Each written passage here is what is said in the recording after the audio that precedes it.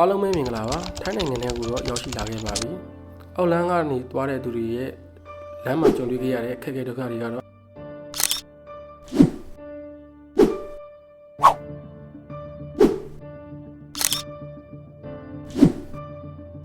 အခက်အခဲတွေကြားရတဲ့ထိုင်းထဲကိုတော့ရောက်လာခဲ့ပါပြီအခုဒီနေရာကတော့ချွန်ပူလီ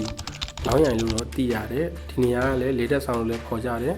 ဒီမှာတော့ကျွန်တော်ရဲ့ညီမတစ်ယောက်ရှိတဲ့အတွက်ကြောင့်ကျွန်တော်ကသူ့ရဲ့အကူအညီနဲ့ပဲဒီကိုရောက်လာခဲ့ခြင်းဖြစ်ပါတယ်ကျွန်တော်ကိုသူကလက်ရှိမှာအလုပ်ကလေးတော့သူရှိပေးထားတာရှိပါတယ်အထောက်အထားမဲတဲ့သူတွေဖို့ပေါ့နော်ဒီပြန်မဲစက်ရုံတွေရုံရဲ့ဒီ order အရေးကြီးလိုအပ်ချက်ကြောင့်ပေါ့နော်အဲ့တော့ကျွန်တော်အလုပ်ကလေးတီလာတော့ဝင်ဆင်းရမယ်လို့သိရတယ်ဒီနေ့တည့်ရက်နာမနေ့ပြန်တည့်ရက်နာပြီးွားရင်တော့ကျွန်တော်တစ်ပတ်ခါကျရင်တော့အလုပ်ဝင်ရမှာဖြစ်ပါတယ်အဲ့တော့ကျွန်တော်အလုပ်သွားရတဲ့ပုံလေးတွေလည်းတစ်ချက်လောက်မိတ်ဆွေတို့လက်ကြည့်ကြပါဦးအလုတ်ကညတိုင်းဝင်ရမှာဖြစ်ပါတယ်ဒါကတော့ကျွန်တော်တို့နေရဲ့အဆောင်ကနေကျွန်တော်အလုတ်ကိုသွားတဲ့လမ်းမှာဒီလမ်းကလည်းကျွန်တော်တို့ဒီမှာဆိုတော့ဒီလမ်းဘေးဝဲရတော်တော်များတောင်တန်းနေတောင်ကုန်းနေနဲ့တောနေရာတစ်ခုပါပဲသို့ပေမဲ့လည်းပဲကျွန်တော်တို့မြန်မာနိုင်ငံမှာဆိုရင်ကောင်းပါပြီဆိုတဲ့နေပြီးတော့ထက်ကိုတာပါတယ်လျှက်စစ်မီးတွေထိန်ထိန်လင်းနေတာပဲလမ်းဘေးဝဲရတစ်လျှောက်မှာမာကျူလီမီးတိုင်းနေနေကြီးပဲထားပါထားကျွန်တော်မပြောတော့ဘူးဒါကကျွန်တော်ပြောချင်တဲ့အကြောင်းအရာလည်းမဟုတ်တဲ့ခါကျတော့ကျွန်တော်တို့သွားမဲ့အလုပ်ကနေပိုင်းနေဆိုရင်တော့ဒါသွားတဲ့အဲ့ဒီအလုပ်ကိုသွားတဲ့ဒီကားရရှိတယ်ပေါ့နော်အလုပ်ပို့ချိုကားရရှိပါတယ်ဒါပေမဲ့ညပိုင်းမှာဆိုတော့အနည်းစုဖြစ်တဲ့ခါကျတော့အလုပ်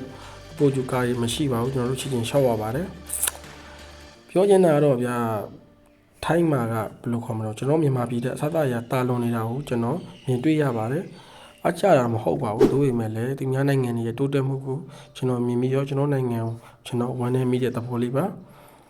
မြန်မာနိုင်ငံမှာဆိုတော့ကျွန်တော်ညပိုင်းနေအလုံးမစင်းဘူးပါဘူးတို့ပေမဲ့လည်းဒီမြန်မာနိုင်ငံရောက်ပြီးဖြစ်တဲ့ခါကျတော့ကျွန်တော်မလုံးနိုင်နဲ့ကျွန်တော်လောရမယ်ဆိုတော့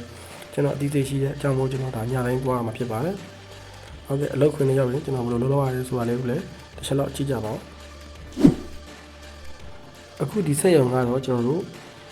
ဗီဒီယိုတွေပေါ့နော်ရှုပ်ကတွေကိုလုပ်တယ်ကျွန်တော်တို့ထပ်သားပြကြည့်ပြရရင်လည်းလုပ်တယ်ဆက်ရုံတရုံဖြစ်ပါတယ်ဒါတော့အများစုကခေါ်တာတော့ pre board ကဆက်ရုံလို့ခေါ်ပါတယ်ဒါကတော့ကျွန်တော်တို့တကယ်ရွက်ဘောင်တွေကိုကျွန်တော်တို့ကျိုးတိုင်းဖော်နေတဲ့စက်ကြီးတစ်ခုပါအဲ့စက်ကြီးမှာကျွန်တော်ကတာဝန်ကျတဲ့အတွက်ကြောင့်ကျွန်တော်ဒီစက်ကြီးမှာလှုပ်လှုပ်နေပါတယ်သူကတော့အဓိကတော့စက်တွေနဲ့လှုပ်လှုပ်တာပါလူတွေကတော့အရန်နဲ့အားဆိုင်ရမလို့သို့ပေမဲ့လိုအပ်တာတွေကျွန်တော်တည်ပြုပြီးွားရင်တော့ဒီစက်မှာတညလုံးပေါ့နော်ကျွန်တော်တို့ထိုင်ကြည့်ပြီးတော့မှဒီအပြားတွေကိုတစ်ချက်နဲ့တစ်ချက်လဲလဲရပါတယ်ဒါကိုတော့ကျွန်တော်တို့ဒီ pre board ဆက်ရုံထဲမှာဆိုတော့ CNC line လို့ခေါ်တယ်ပေါ့နော်ကျွန်တော်လက်ရှိမှာအဲ့ဒီတမှာအလုပ်ဝင်ရတာဖြစ်ပါတယ်အချိန်ကတော့ဒါဘယ်ချိန်လောက်ရှိပြီတော့ဆိုတော့ဒီချိန်ဆိုရင်ဒါကျွန်တော်တို့နိုင်တော့တခြားကောက်မကြည့်မိဘူးပေါ့နော်သို့ပေမဲ့လည်းဒါကတော့တနားခွဲ2နာရီဝန်းကျင်လောက်တော့ရှိပြီ